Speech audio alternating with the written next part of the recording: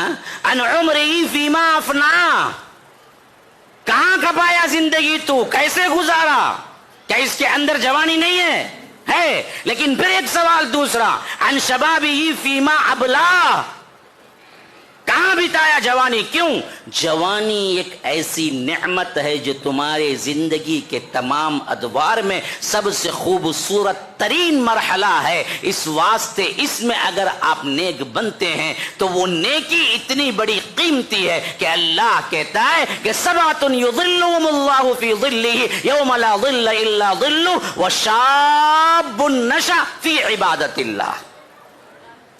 اللہ کے رسول صلی اللہ علیہ وسلم نے فرمایا 7 صفات والے لوگ وہ ہیں جن کو اللہ تبارک و تعالی حشر کے میدان میں عرش کے سائے میں جگہ دے گا جبکہ کوئی سایہ نہیں ہوگا۔ ان میں ایک صفت کون سی ہے؟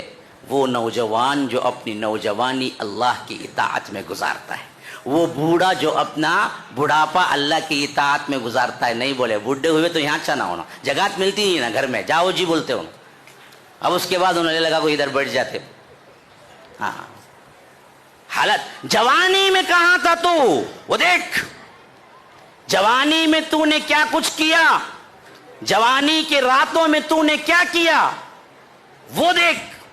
اگر واقعتاً نوجوان آ گیا ہے، نوجوان بدل گیا ہے اس امت کا، اور نوجوان واقعتاً دیندار بنا ہے، یاد رکھو کئی 100 ولیوں سے بہتر ہے۔ اسی واسطے میں چند نوجوانوں کو جب دیکھتا ہوں کہ دین کی خدمت کے لحاظ سے اپنا تن مندن چھوڑ کے جب آتے ہیں تو میں تو کہتا ہوں کہ یہ اس امت کے ولی ہیں، ولی۔ اگر ولیوں کو زندہ دیکھنا ہو تو ان نوجوانوں کو دیکھو جنہوں نے اللہ کے لیے اپنی نوجوانی گزاری اور اپنی نوجوانی گزارنا چاہتے ہیں۔ معمولی بات نہیں ہے جوانی میں اللہ کی طرف آنا، اسی واسطے اللہ نے اس کے لیے الگ سے دیا کہ اللہ کے اپنے اطاعت میں جوان اگر گزارتا ہے تو اس کے لیے عرش کے سائے میں جگہ ملتا ہے جہاں پر کوئی سایہ نہیں ہوگا۔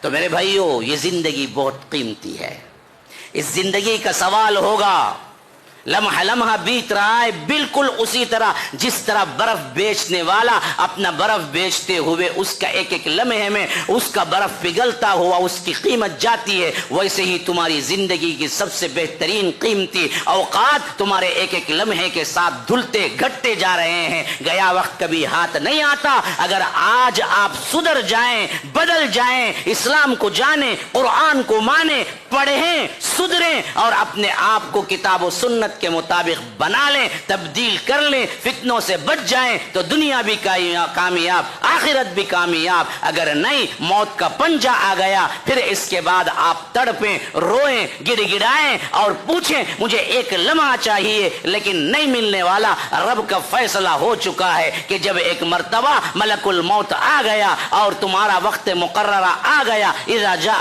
اجلهم لا يستاخرون ساعة ولا يستقدمون، کہ ایک ساعت نہ پیچھے نہ ایک ساعت آگے، نہ ایک گھڑی پیچھے نہ ایک گھڑی آگے، برابر وقت مقررہ پر۔ کسی کو زندگی نہیں دی، کوئی بھی رہنے کے لیے نہیں آیا۔ اگر کوئی ہوتا تو دنیا کے اندر وما جعلنا لبشر من قبلك الخلد افإن مت فهم الخالدون، اے اللہ کے رسول ہم نے اس دنیا کے اندر ہمیشگی کی زندگی کسی کو نہیں دی، اگر کوئی ہوتا تو وہ جناب محمد الرسول اللہ صلی اللہ علیہ وسلم ہوتے، لیکن اللہ نے فرمایا افإن مت فهم الخالدون، آپ کو بھی میرے پاس آنا ہے تو یہ دشمنان اسلام کیا باقی رہ جائیں گے؟ نہیں، سب کے سب مرنا ہے اور سب کو سب چھوڑ کے جانا ہے۔ دنیا کما لو، تم اپنے لحاظ سے سینکڑوں اور ہزاروں ڈالروں میں کھیلنے لگو، تمہارے لیے اپنی گاڑیاں ہوں، تمہارے لیے اپنے گھر ہوں، تمہارے لیے اپنے محلات ہوں، لیکن جیسے ہی موت کا سناٹا چھاتا ہے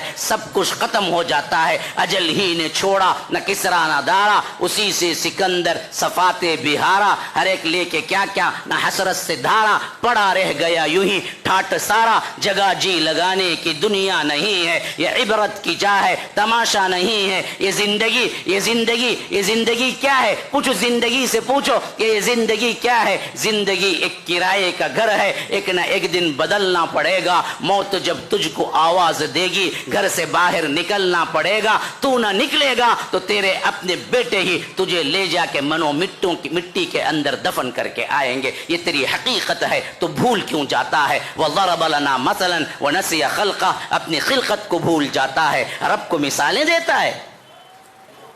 انسان اپنے آپ کو دیکھے کہ وہ کیا ہے. فَلْيَنْظُرِ الْإِنسَانُ مِمَّا خُلِقَ، وہ کائے سے پیدا ہوا ہے؟ حقیر سے، پانی سے پیدا ہوا ہے. اس پر اتنی تناوٹی، اس پر اتنا گھمنڈ، اس پہ اتنا تکیہ، اس پہ اتنا بھروسہ کہ میں وہ کر لوں گا، یہ کر لوں گا، ایسے ویسے. نہ، اللہ کی قسم سب دھرا کا دھرا رہ جائے گا. کام آنے والی چیز صرف اور صرف تمہارا ایمان اور تمہارا علم اور تمہارا عمل صالح ہے، اس کے علاوہ کچھ نہیں میرے بھائیوں. دور حاضر کے فتنوں کے لحاظ سے میں نے تمہیداً چند گفتگو آپ کے سامنے رکھ دیا. جو زندگی کا مقصد پا گیا اصل میں وہی انسان ہے جو کامیاب ہے. یہ کیا زندگیاں ہیں جو گزار رہے ہیں جس میں کوئی ٹارگٹ نہیں، کوئی گول نہیں، کوئی آپ کے لیے کوئی سوچ نہیں، کوئی فیصلہ نہیں. کیوں آئے، کیوں گئے، کیوں کھائے، کیوں پیے، چوپائے کی طرح زندگی گزارتے، کھاتے پیتے مر جاتے. یہی حال ہے ہمارا بھی. نہ، بہت بڑے مقصد کے لیے رب العالمین نے آپ کو بھیجا ہے. اس مقصد کی تکمیل کے لیے اللہ نے کائنات کو تمہارے لیے لگا دیا. ہاں، یہ میں نہیں کہہ رہا ہوں، قرآن میں کتنی جگہ آیا پتہ ہے؟ اللہ تبارک و تعالی نے مسخر کیا ہے تمہارے لیے رات کو، دن کو، تمہارے لیے چاند کو، سورج کو، تاروں کو. سب مسخر تمہارے لیے کام کر رہے ہیں. تمہیں اتنا اونچا بنایا کہ کائنات کو تمہارے پیچھے لگایا اور فرمایا کہ تو میرے لیے ہے، میری عبادت کر. تو ہم کائنات کو تو بہت دور کی بات ہے، جھنڈے کے سامنے کھڑ گئے، بنڈے کے سامنے کھڑ گئے، قبروں پہ جھکنے لگے، دیواروں پہ جھکنے لگے، ولیوں کے پیر پڑنے لگے، اپنے جیسے انسانوں کے.